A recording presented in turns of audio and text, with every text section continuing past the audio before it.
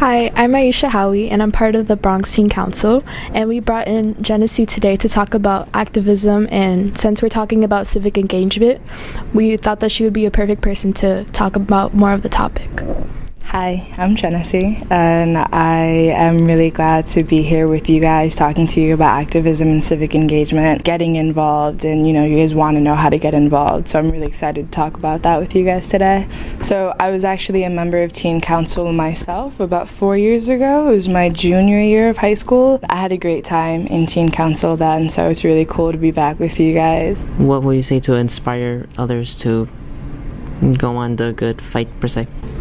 Just not feeling like everything needs to be so intellectualized. Like, we can have simple, basic conversations about how we feel about things and the changes that need to be done. So as far as advocating for political change, what has been your biggest challenge? There's definitely a lot of scary aspects to activism. A lot of it is very intimidating because, just like how I was talking about before, it seems like a lot of people within these groups and communities, they're so much smarter and they're so much more confident and they're better speakers and whatnot. Don't hold back. I definitely wouldn't be as involved as I was today if I didn't just reach out. I learned a lot from a lot of these people that I thought were so much smarter than me, and now I'm just having normal, basic conversations, and I'm not afraid to talk anymore.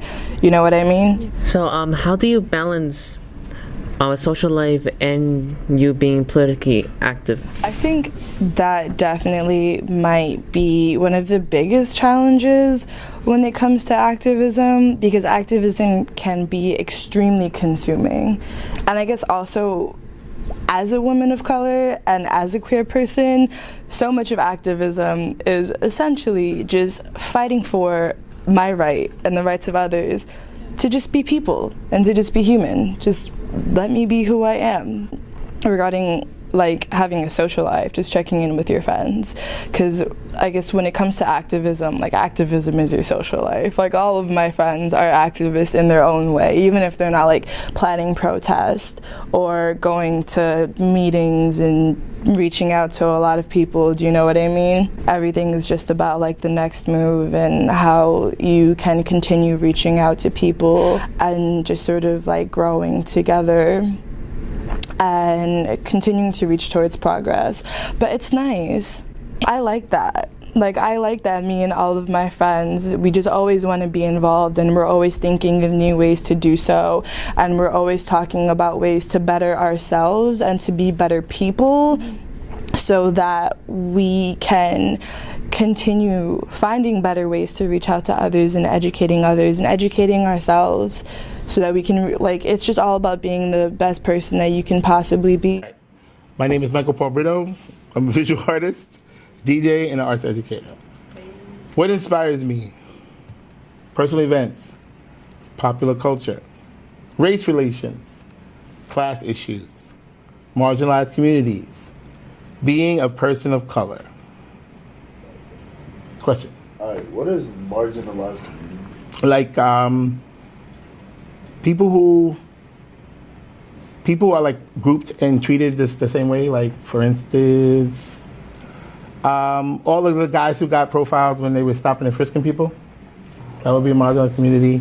So I really like the white woman tears, the piece, because white people in general, they have a lot of power and privilege, and it happened recently where the white lady called on the family that was having a barbecue, and she just started crying, and she was, get them arrested or anything. And it's crazy to see that just a woman getting absolutely nothing. She's not being disturbed or anything. She's the one being disturbed by the fact that they're having a nice time. Okay, so the white woman and the barbecue and the two black guys getting arrested at Starbucks just for sitting down, how do you handle racial issues like that? How do I handle it? How do you handle it in general? How should we handle it? I would just say, when that kind of stuff happens, what I do is I either start making some collages or I go out and try to make a video.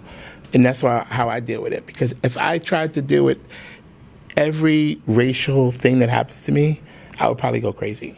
So I put it into work and then let the work speak. Because I got stopped and frisked I was going to art galleries in Chelsea, and I got stopped and frisked. And they said that I was going through the galleries too fast. I was going into the galleries and looking too fast. And then they said that, I said that I told them I was an artist because they wanted to know why I had so many cameras in my bag. They dumped my bag on the floor. They just dumped it, all my cameras and stuff. And they go, what are you doing with these cameras? I said, I'm an artist. They're like, yeah, right. And that really happened.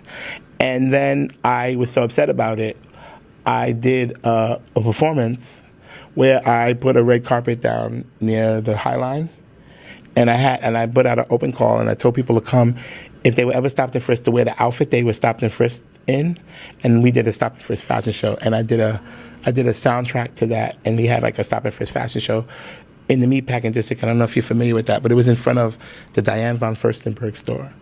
And it was during Art in Odd Places. And we drew a crowd, but it was also interesting to see people like were wondering what we were doing. And people were like also like, damn, that's messed up. So, and it also I felt like part of something because everyone who showed up had been stopped and frisked. So I felt like, okay, so it's not just me. And it was, so those are the kind of ways that I deal with it. And then, I mean, you could deal with it that way, but I'm just saying, like, if you ever get stopped, the best thing for you to do is to, whatever they ask you to do it. And, like, don't put yourself in harm's way. Just, because, I don't know, it just always seems to end bad. And then it's like nothing ever comes out of it.